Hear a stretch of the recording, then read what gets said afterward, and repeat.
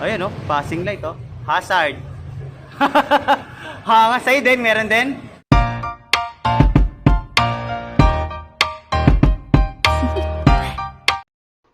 Mga ka-e-bike, napapansin nyo ba na unti-unti na natin nakikita yung evolution ng mga e-bike dito sa atin sa Pilipinas? Tatandaan ko pa, nagsisimula tayo sa mga dipadjak. Hanggang ngayon naman na nagagamit pa rin yung mga dipadjak. Pero napapansin natin na napakarami na yung mga naglalabasan na e-bike ngayon ng mga high-end. No, parang nangyayari is yung mga Taiwan e-bike is pumupunta na dito sa Pilipinas. Kung napanood nyo yung nakaraang video natin yung sa new e-bike, ang gaganda, di ba? Ngayon naman, pupunta tayo sa GXON e-bike dito sa may Quezon City.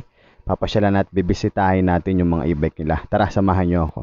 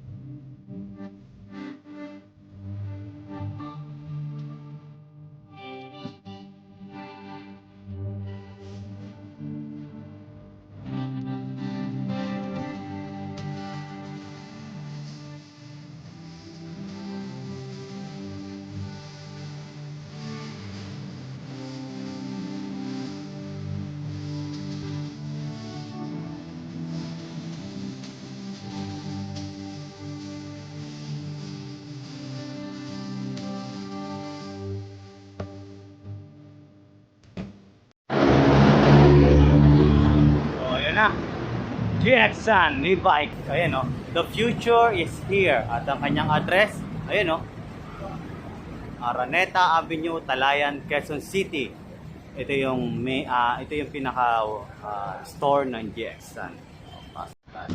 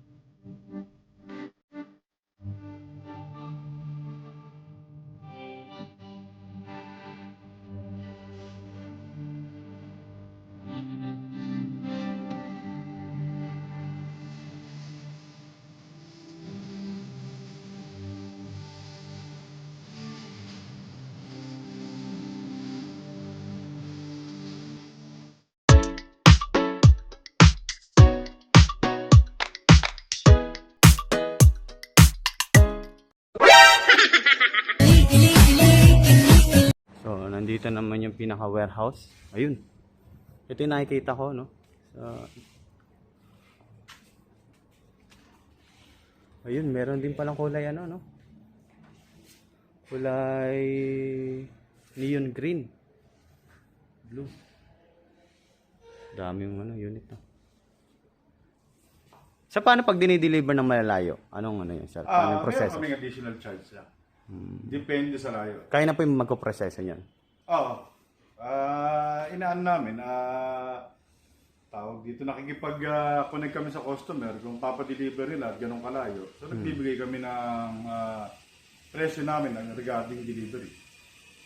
Pero pagka yung mga, right now, marami kasing umu-order for mga tawid dagat. Oo. So,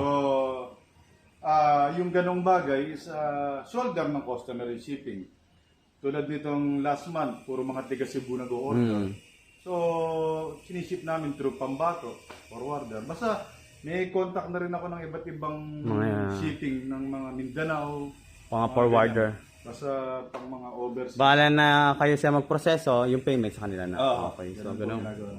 Ang karating sa inyo pag umorder talaga. Pero mauubusan naman ng Raptor.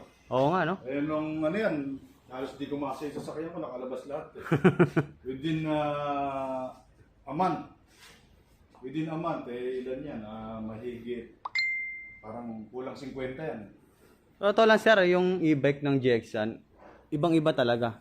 Sobra na. Parang alam mo sir yung mga Taiwan e-bike. Ganun siya. Actually kasi, ang sistema kasi namin, well, nandoon yung looks. Natural pare, kinakailangan kahit pa paano may looks. Pero kinakailangan consider mo yung e-bike na dadalhin mo dito sa Pinas is pitted para sa all kinds of climate ng Tama. Pinas. Totoo yun, Siyempre, sir. Tapos consider mo pa yung type of road. Kasi kaya namin pinalaki yung mga gulong. Dati mga totoo. G's lang yan. Totoo. Kaya ginawan 12 kasi nga malubak tayo rito. So pag G's, medyo tumbahin sa lubak. Kaya ang naging concept nyo, palaki ng gulong. Palaki ng gulong. At the same time, bigyan ng power.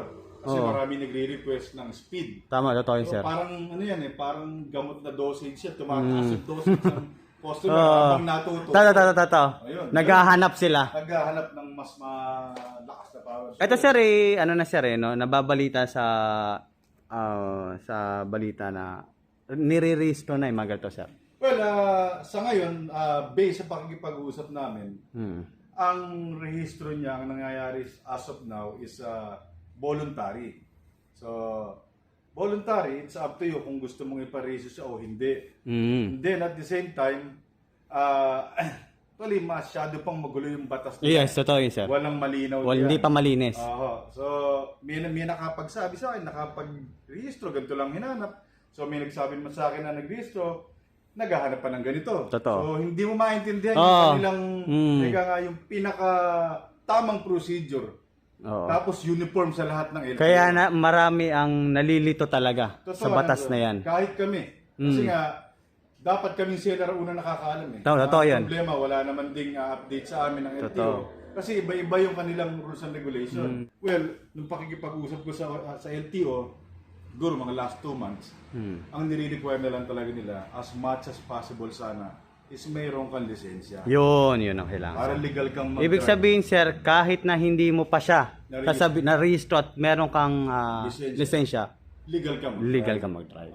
So, yun muna yung pinaka the best na sir. yes. Meaning nun, legal kang magmaneho. Yes, sa daan. totoo. Yun ang pinaka Yun ang totoo. Kasi Kasi at the same time pare, so follow tayo. Yes, sa tama. rules Kung ano yung para rules. wala tayong problema. Tama yun sir. Ito sir ang 2.0. Tama sir, no? yeah. Meron siyang ganito eh.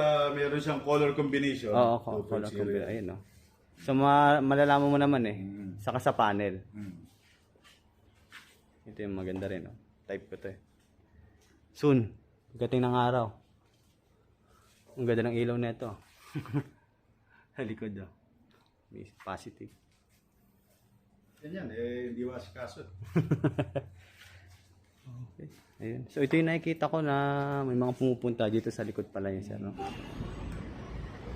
Ayun, meron pa siyang ditong parang remote. Okay. Ganun lang naman yan. Parang on-off tong isa, no? Taas. Ano kasi ito with Bluetooth? Naka-Bluetooth. Naka-Bluetooth na. Yung bago nilang model to. Ito sir, parang may naka-switch siya dito. Yan, hazard. Hazard. Okay. Pag pinatay mo, Wala. okay. Ito, mga normal na neto. Ito, parang Switch siya para hindi tumakbo. parang hindi tumakbo. Kill switch, kumbaga. Ito, may mga ganyan pa, no? May reverse. Reverse. Parking. Park. Parang nakapirmira ka lang. Oo, bagal lang. Drive. Normal na drive ka mga 80. 80. Pagdating mo sa S, Yan na. is plus na yan. Flash Wala na. Plus. Matulin na. Yung size, sir, wala. Wala akong kasi nandito ako. Yung iba yung ganon. So, ito yung bagong model. Meron siyang ganito na. Ayan, may drive, may mga letter. So, hindi naman natin matetest drive to, kaya hindi natin malalaman yan. Ito, pinalitan ko yung kusina lang. Busina lang. Kasi pangit ang kusina. Ito pala yung unang version. Ito yung unang version niya. Yung kusina nito, Bah! Parang motor na. Angas, di ba? Ang ganda ng ngiti. Di ba? Hindi malata. Diba? Pag ganun tunog, di ba? E-bike talaga tunog, di ba? Ito pala yung lumang model. Pero, tingnan natin. Ito pala dalawa. Oo nga, no? Sa ilalim sa sibabaw. Ah, dito na siya. Hindi, ibababa namin. Baba na rin yan. Di-deliver po ba ito? Ang-deliver ngayon. Ito hindi. Di-deliver. Oo, ngayon hindi. Hindi. Sa baga, binalik ko yan kasi mababa yung battery. Ito yung charger. Oo, sinubukan ko lang. Sinubukan lang. Ayan yung charger niya. Ganda, oh. Ay, hindi siya no? Umaangat siya. Hindi mo na kailangan eh, ganun. Ganyan mo. Ayan, oh. Ang ganda. Saka ito yung design niya eh, parang ano na, no? Yung mga Thailand concept na. Iba na yung dito mo, no? Iba yung dyan, iba yung dyan.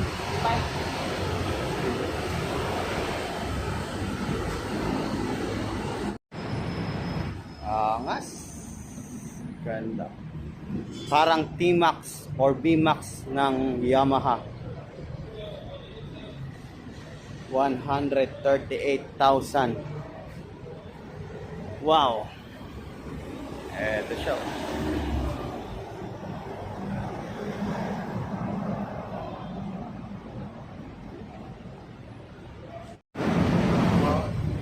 So, ayan. Sabi ni Sir, ayun, oh, may charging port. Ayun. So, hindi mo na kailangan magpalagay, no, Sir? Yung size, Sir, wala? Wala. Ah, sa unang model, wala? Wala. Okay. Saka meron siya neto, napansin ko meron siya neto. Ewan ko, hindi ko lang alam exact na tawag dito, pero meron siyang ganito. Yung kay Sir, wala. Ah, pero ang ganda ng kay Sir, ito. Oo. Plain lang siya ito. Normal lang, normal. Normal lang. Relax lang. Meron pang ganito eh, no? Ayan ha, inaano ko na ha. Iniikot ko na kayo sa e-bike na gusto nyong malaman. Ayun. Oh, harapan. Naka-LED. Oh. Pag makabili kayo nito, hanapin nyo na lang ako. Oo. Masaya eh. Walang e-bike. Pero pag e-bike, Puro e-bike masaya.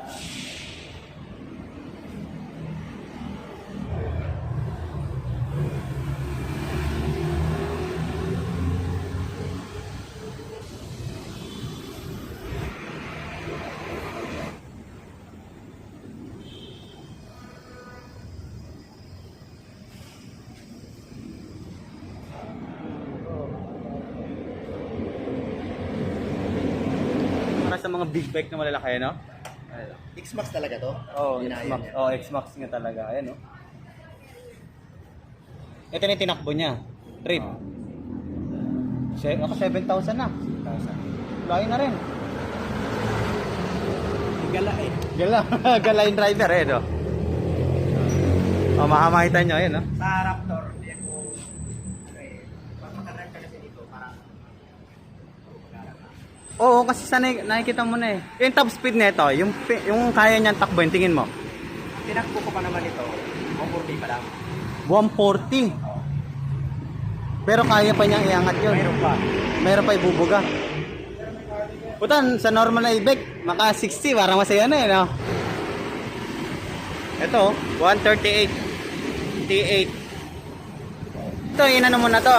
Kasama na to. Kasama na yan. Ah, kasama na. Ito, ano naman to? Lahat yan, kasama na yan. Hindi, anong, Charger. parang ano, gas tank ka. Oh, gas tank. Gas tank. Oh. Ito yung charger. Ah, dyan. Oh, ayan. Charging port. Diyan yung recharge. Ito naman, parang ano lang, Lagayan lang. lagayan lang. Mga ano lang. Compartment. Oo. Baga, lagayan na May cellphone. Kabila, Hindi. Dito ako nalupitan eh, oh. Tingnan mo, oh. Kung gano'ng kaganda. Para sa mga big bike eh.